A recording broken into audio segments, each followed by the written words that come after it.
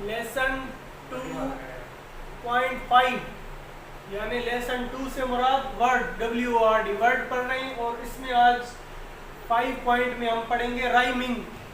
English کے اندر rhyming کسے کہتے ہیں؟ قافیہ بندی۔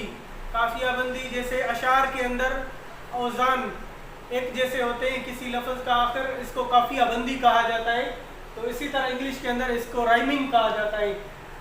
Rhyming is a word that has same sound in the ending of word۔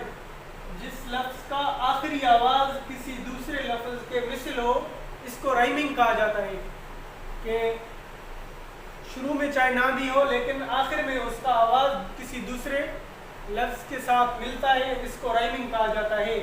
اور انگلش کے الفاظ کو یاد کرنے میں یہ رائمنگ بہت ہی مفید ہے، کہ آپ نے ایک لفظ کو یاد کر کے اس کے مثل آپ بہت سارے الفاظ یاد کر سکتے ہو۔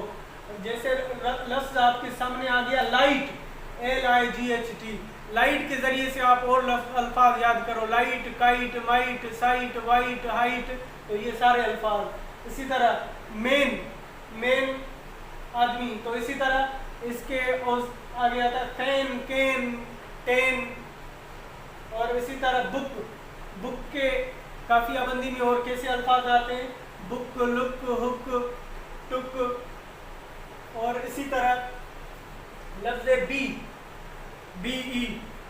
بی کا معنی ہوتا ہے ہونا، اسی طرح BCD، یہ سارے اس کے اوزان پر آ رہے ہیں، تو ان کے معنی تو مختلف ہے لیکن ہم نے اس میں صرف آوازوں کو ایک جیسا دیکھنا ہے، سی، نی، اور اسی طرح وڈ، شڈ، پڈ، ہڈ، یہ سارے قافیہ بندی کہلاتے ہیں۔ اس طرح کار، آر،